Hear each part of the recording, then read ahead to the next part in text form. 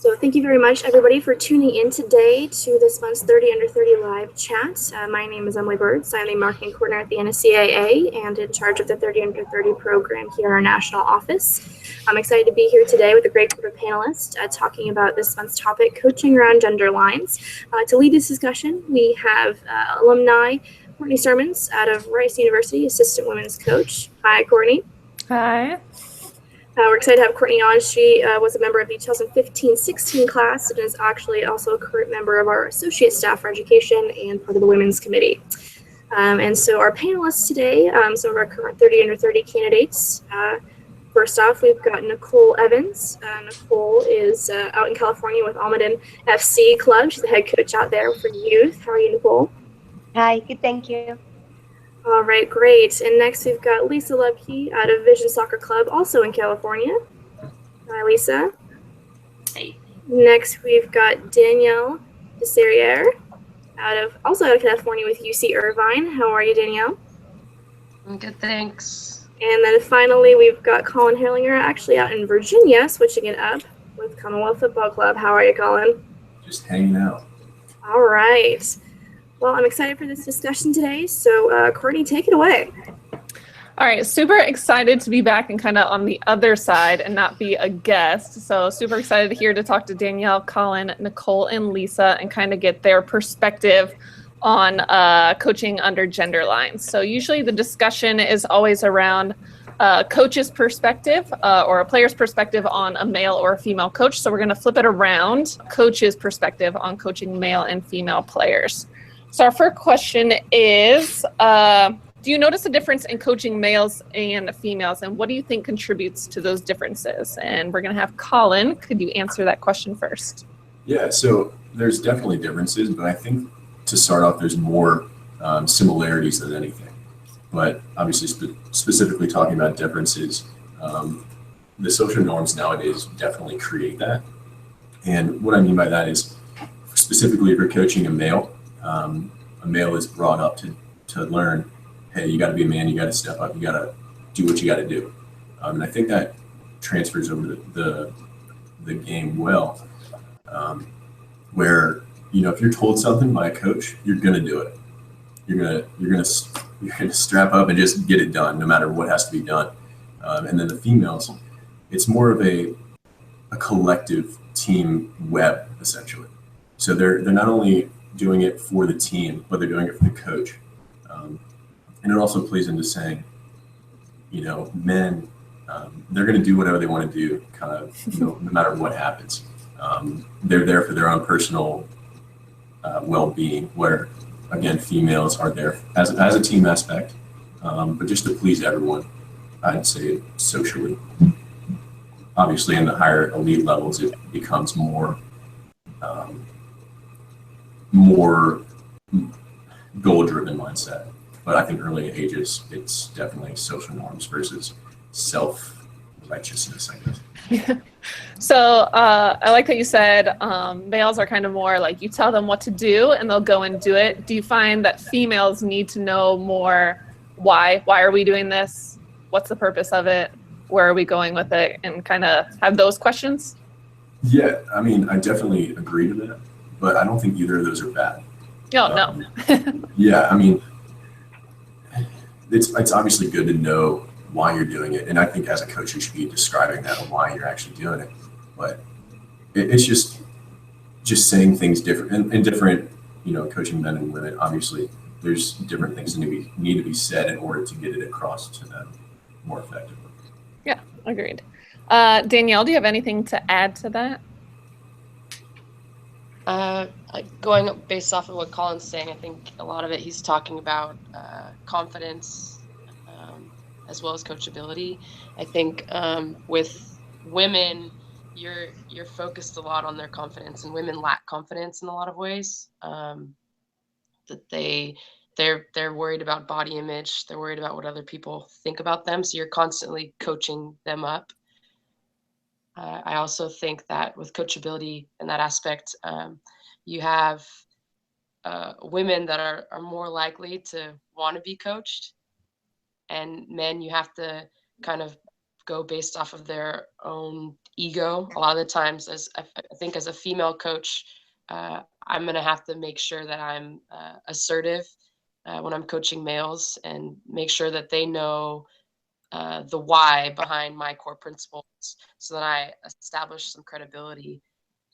And I think that, yeah, the social norms of it all, we are all, like, when we are coaching the men and the women, between the differences between them, it's true that men, that they're just going to do what you tell them to do, and women, you're definitely going to have to coach them. And coaching women myself at UC Irvine, you're constantly trying to explain things to the full extent, and making sure that it's simple, but also making it clear. I mean, we talk a lot about clarity at Irvine, and that's one thing Scott Juniper is very key on. And I think that's what you have to do when you're coaching women, is have some clarity within your coaching. Good answer. And I think when I think about the top players on the male side, I think they do a great job. Coaches or managers do a great job balancing an ego and humility. And I think on the women's side, when you think about the top players, they kind of have those intangibles that they're just born with, but are kind of coached at a younger age to get there. So I think that's a cool thing. Yeah. All right. So question number 2. There are 4 words, and I'm going to give you each a word, and I kind of want you to elaborate on it and maybe share some of your experiences with our viewers.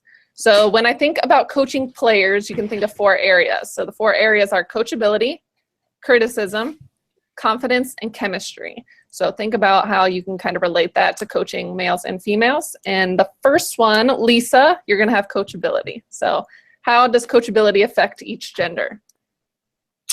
I think if we think about coachability, for me, that's definitely the willingness to be corrected and then act upon it. So not only hearing the coach, but then trying to apply it and improve. And for me, most of the male players I deal with, I'm the director of goalkeeping. So most of my goalkeepers, I do co-ed groups. And I feel like with the boys, they get a little caught up in the end result. So if their team won or they made the save, that's enough for them. And they'll listen, but they may not take that correction of, hey, you're diving and you may injure yourself. In their mind, it's, well, I made the save and that's all that matters. So I think it's going off of what Danielle said, you have to be very, very clear and specific on why you're making the point.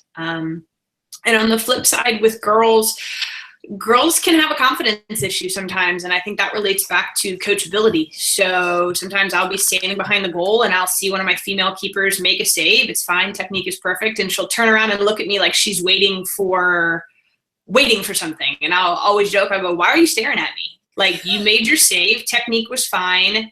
Have confidence with that. So I think a lot of the coachability for girls is explaining, hey, that was good. That was good. Continue to do that, and reinforcing that. Because sometimes they can be very hypercritical of themselves, and that can almost cripple an athlete sometimes. I think those are great points. So Colin, you are now going to get the word criticism. So when you're critiquing a player or giving them coaching, do you have to change your delivery when you're speaking to a male player versus a female player? Yeah, absolutely. And I think Lisa kind of hit that on the head with, wow, just blank. But anyway, I think, just talking about how you deliver it specifically. For example, if you're talking to your team, whether male or female, saying, guys, we need to step up our game. We're not playing well at all. Looking on the female side, they're thinking to themselves, oh, he was definitely talking to me. Like, I could have stepped up my game there. That is my fault. Like, and women tend to decrease their level of play after that, because they start thinking about all the conscious things that they're making, and that tends to slow down their game and affect them, physically and emotionally. Whereas if you say that to a guy's team, you guys are really stinking it up, like, pick it up. They're saying, oh man, he does really suck. That guy is terrible. And so it's really how you deliver it. Like, I think it's okay to do it more general on the women's side, just because, like I was saying earlier, it's more like a social web when it comes to a women's team.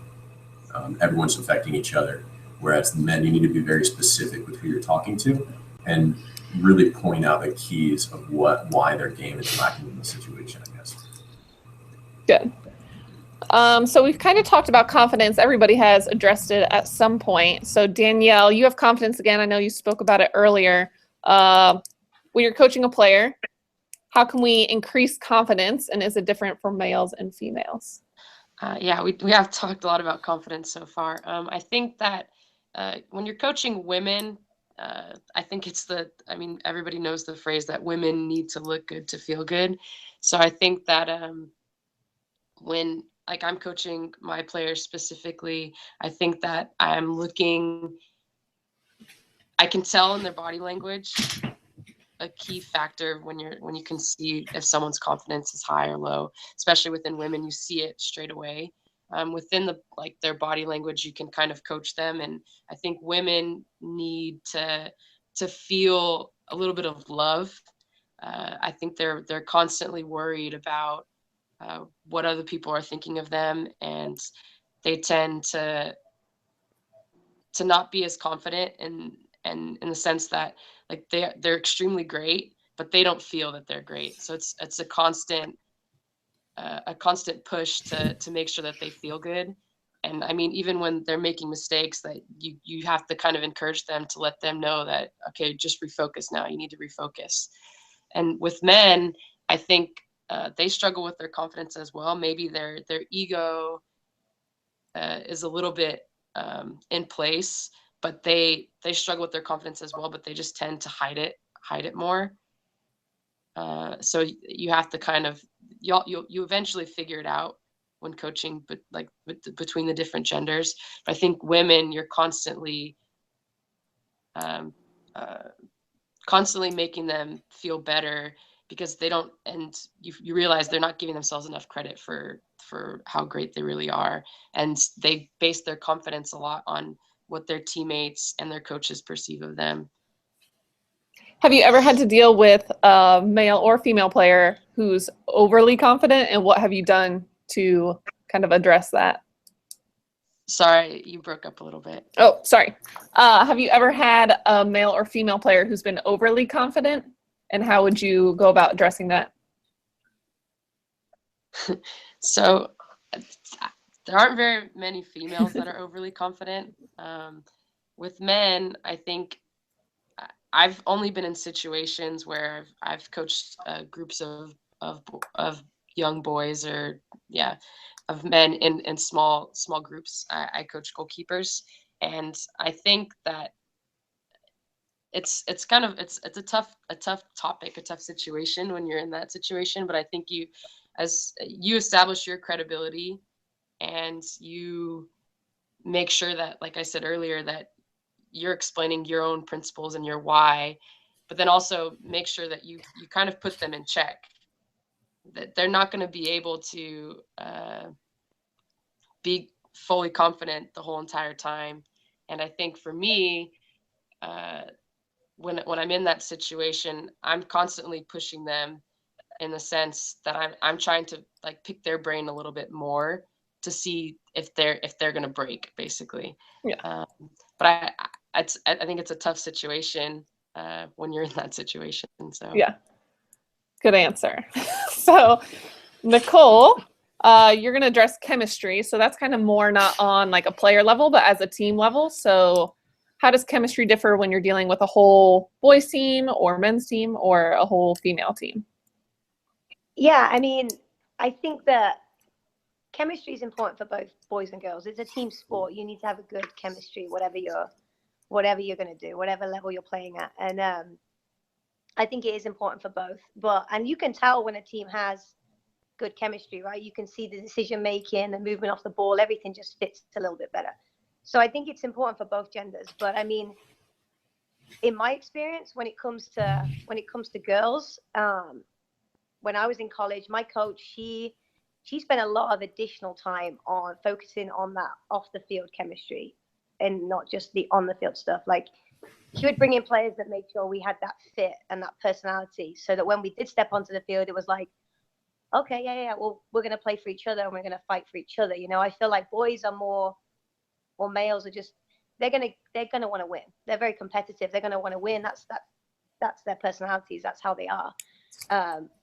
Whereas girls, I feel like we kind of have to have a purpose. Why are we doing it? Why do we need to win this game? And so, like I said, my coach in college, she was very much focused on that side of the off the field, personality wise, making sure we had good team chemistry, making sure we had additional time to kind of bond at the side of things. And then when we stepped onto the field, everything just kind of worked out a little bit more because we all understood each other that little bit more. And so I think overall, I mean, the boys side of things, chemistry is important, but for me, in my experience, the girls, that is just has that little bit more importance just because of the social aspect of things with girls, you know. I think so. That, I mean, from my experience as a player. Yeah, I can definitely agree with you. I think females who maybe aren't as talented against their opposition but have great team chemistry can override a lot of that and make up the difference and be just as successful. I don't have a lot of experience coaching with males, but do you know with chemistry, so when we're talking about chemistry and the different genders, I would assume males, say after a loss or something, a squabble on the field between teammates, it can be dropped pretty easily, where on the female side, it can be kind of drug on for a bit. What do you think? Yeah, for sure. We're a sensitive breed. We don't forget things that easy. Whereas I feel like guys, yeah, they can say what they want on the field to each other, and and it gets dropped. It's just you deal with it there and then, and they get over it. Whereas girls, we do take things a little bit more personal, you know. So, like I said before, that chemistry on the field, it's got to be good. Otherwise, one person says something to another, and that's it, you know, for the next few weeks or months or whatever else. We don't stop it that quickly. So it's important that the girls have that chemistry so that sort of stuff doesn't happen, you know? Yeah, agreed. All right, moving on to question number 3. I know some age groups, maybe at a younger age group, boys and girls can play together on teams. What are your guys' thoughts on that? And at what age do you start to notice a difference that maybe you need to split the two genders apart and coach them separately? So Nicole, you're first.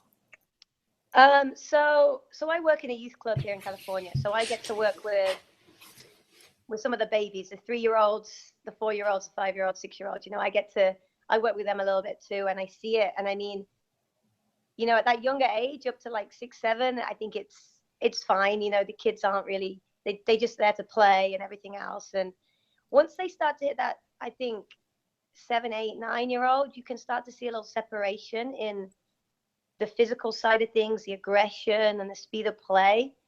I think that, you know, I've coached like U9 boys and U9 girls, and the game is just so much, it's a lot quicker.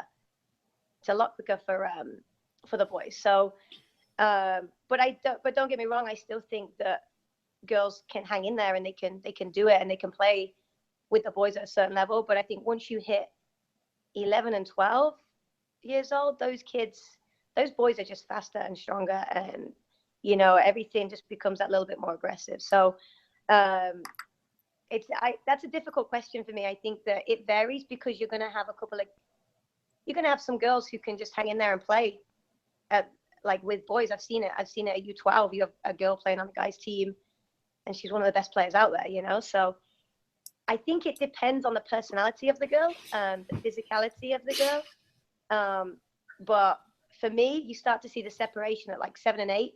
But once they hit that U10, U11, you can see a big difference. And obviously, once they get older, you know, it's the physicality and everything else just takes over a little bit. So I think overall, I think it varies. But I would say once they hit 10 and 11, that's when they need to. I think they'd benefit more from playing in the girls side of it and the boys side of it. Yeah. Lisa, do you have anything to add to that as well? Yeah, I definitely agree. I think I'm not lucky enough to train U6 and under, but my little goalkeepers, I started about U8. And I mean, even my younger goalkeepers, if we play games, they want it to be boys versus girls. So they don't really, I don't want to say they don't enjoy intermingling, but they prefer to compete against one another. Boys usually are a bit more competitive. I've got 8-year-olds asking me, can we do diving, where I struggle to get 11 and 12-year-old girls to dive sometimes. So that's definitely a difference. I think as far as playing and training co-ed, I feel like once puberty kind of hits, there's a safety concern as far as boys are getting larger, stronger, faster. But like Nicole said, if you know your players, there's nothing wrong with girls training with boys. Like I've got my U17 team scrimmaging a boys team tomorrow night because I know my girls and I know I'm familiar with the boys team. So I think it helps the girls develop, but there's obviously physical differences that can't be denied. Yeah, I think I like 2 great points that each one of you said. Obviously, safety is a major concern and a top priority for us coaches to make sure our players are safe. So when they do go through that development period, making sure that they're in the place that they need to be so that they can stay safe. And then the second one being, you have to know your players. There are definitely going to be girls that can compete with boys. I don't know how often it's flipped the other way around where you have boys playing with girls majority of the time, but you never know. So I thought those were 2 great points. Question number 4. Is there any advice you would give a coach that might possibly be watching for a male coaching females? So Colin, you're going to be first. Cool. So like I said before, things are going to be very similar. You're going to be teaching tactics the same. Technically, you're going to be coaching them the same in that aspect as well. I mean, let's be honest, guys. We really don't understand women. Just kidding. But I think the way that you address things, and for example, if there's a situation that needs to be diffused, that needs to be done almost immediately. Because if that goes on, that starts bringing the team down and starts bringing the confidence down of most of the women. For the men's side, that's a little different, and that's handled differently. But I just think the way you address things during practice and during a game isn't such. It's not a huge difference that you need to make, but it's just those little words that you need to tweak when you're making points during a game or coaching during a session. Those are the really things that I think are definitely helpful. Lisa, do you have anything to add to that? Yeah, I would just say the biggest thing is just treat them with respect. Don't assume just because they're females they need to be coached lightly or you need to be nicer to. It always comes down to understand your players. So, I mean, I've got girls on my U17 team that I know I can pull off the field, tell them exactly what they're doing wrong, why it's wrong, and put them right back in and they'll fix it. And then I have other girls I know that would almost cripple them mentally, and I need to approach it in a different, more positive light. And then they can make the corrections. It all comes down to just understanding your athletes. Yeah, and I think male coaching females is a bit more prominent. So now the flip side of it, what advice would you give females coaching males? And this, we'll start off with Danielle. So I don't have a lot of experience with females, but like I said earlier, it's to be assertive and make sure that you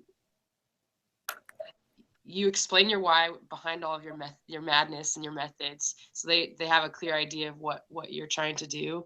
But also, I think if you show them that you have a strong soccer IQ, and let's say your training session's well planned out, well thought out, you're able to explain your defensive principles and your offensive principles to them in a clear way, I think that's going to benefit you when you're coaching males.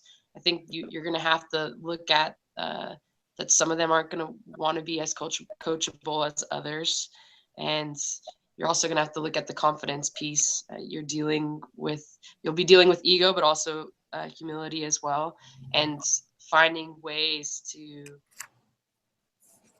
coach them that's going to make them the best player that they're going to be, that they can be. I think for a female coaching any male would be assertiveness and showing your confidence and your soccer IQ. Good. Nicole, anything to add to Danielle? Yeah, no, I totally agree with what Danielle said. I think the assertiveness and just, the confidence and showing that you understand the game will just automatically gain that respect straight away. So I coached like a U11 boys team a couple of years ago, and they definitely kept me on my toes for sure. I think you have to be on them. I feel like you have to be the focus and stuff for that age, like 10, 9, and 10-year-olds. For girls, anything I say, my girls, they look at me, they're like, yes, coach, for sure. Boys, it's a little bit more work. So I think if you're a female coaching males, you have to be prepared for that it's going to be that bit of additional effort. You got to keep them zoned in, and you got to keep them focused. And but the biggest thing I did with me and my boys that I coached was I made it competitive. Whatever we did, if I put in a point system or I put in a first team to this score, full well you're going to get 100% out of them boys. So that was a big thing for me, and that's a big difference I see when I coach my girls. They're not, if they win or lose, this has been a struggle with me and my girls, trying to get this winning mentality off my girls. Whereas boys, they just have it. They just want to win. And if you make something competitive, they'll do it, and they'll go and they'll do it at 110%. So that's a big point for me, I think. Good. Yeah, I think it's frustrating, or always a big topic of having male coaches versus female coaches, working with male players versus female players. And I think as coaches, we just want to be known as a coach, not necessarily on our gender. So I think if we think about that aspect when we're working with players, definitely at, we'll say up to 11 or 12, which we decided was an age where we should probably separate, that you have to have clarity for both. You have to know your players individually and what their needs are, but also understand that the two genders are very similar at a younger age, and should probably be coached pretty similarly until they get up to that older age group where physically they're changing. So I thought you guys had great answers today, and it's always a fun topic. It's probably a topic no one ever wants to address because it can be touchy at times, and you don't want to feel like you're walking on eggshells. So I thought you guys answered the questions very well. Fantastic. Well, it's been great. This has been a fantastic discussion, and I appreciate you all being on today. Obviously, great timing here with the 30 Under 30 live chat, as we did just open applications for the 2017-2018 30 Under 30 program. So for those young coaches out there watching, we encourage you to apply. Visit nsca.com/30under30. Those will be open until May 22nd. So since we have some 30 Under 30 folks here, one last question for you all. Just a quick line of, what was the best thing you got out of this program, or what do you think of this program benefited you the most in your coaching career? So Courtney, as an alumni, we'll start with you. Man, I wasn't expecting any questions. I would probably say the best part was just increasing my network. So meeting new people, I think by meeting your mentor, meeting other people in the group, you're able to share experiences and kind of get your name out there, and it creates more opportunities for yourself. You won't realize, and probably until you're out of the program, the opportunities that come. And my favorite thing is just, I don't like being uncomfortable, but being a part of this and getting those opportunities has forced me to become comfortable with them. So I would say networking and opportunities. All right, Nicole, how about you? Yeah, I would agree with the networking side of things for sure. I think the convention was a great experience for me, like meeting so many new people who are in the same situation. And it really does kind of open your eyes a lot to see so many younger coaches in the game. And for me, like, to see so many female younger coaches in the game was great to see. And now obviously, and a lot of us have kept in touch, and you can just constantly bounce ideas off each other. So yeah, I agree with Courtney. The networking side of this program has been great. All right, Lisa, how about you? I don't mean to sound like a broken record, but it's the same for me. Just the networking and the doors that this has opened, and just the direct access is provided to knowledge and guidance, both through my mentor and just the other 30 Under 30 mentors. And it's definitely helped me get a little bit more active in the NSCAA. I've started hosting goalkeeping courses, which I don't think I would have thought about doing if I hadn't been a part of the program. All right, Danielle, anything to add? Like everybody else, the networking piece to it has been great. I've met a lot of people throughout the process, and I think also having a mentor, especially a female role model to get guidance from and kind of pick her brain. And I think that's really special. It's kind of hard to find those female mentors out there for you, especially as a young female coach. I think, but yeah, I'd like pointing out to what Nicole was saying. It's pretty crazy to see. It's cool to see all these young women that are up and coming coaches, whether it's at the youth level, at the collegiate level, or even the professional level. And it's within every sport as well. But I think it's cool to see that. And yes, we're all in the same situation. And it's nice to be able to pick each other's brains. And I think with the 30 under 30, the other 30 under 30 members, it's cool to have those people as someone to go and ask questions and see what they're dealing with within their seasons. And if you're coaching collegiately or just within club, I think it's interesting to see what everybody's dealing with. And it's nice to be able to have those outlets, and now people that you're going to be able to keep with you professionally throughout the rest of your coaching careers. Fantastic. Colin, anything to wrap us up? So I'm not going to say networking, but I just think getting different perspectives on the game itself, just different ideals and different ways people coach and get their opinions across to the players and to other coaches as well. I think it's really interesting just to look at it outside of the bubble that you live in your hometown. I'm from the East Coast and most of the people are from the West Coast. So it's really cool to hear different perspectives of that, West Coast versus East Coast. So that's kind of what I got out of it, just different perspectives on the game itself.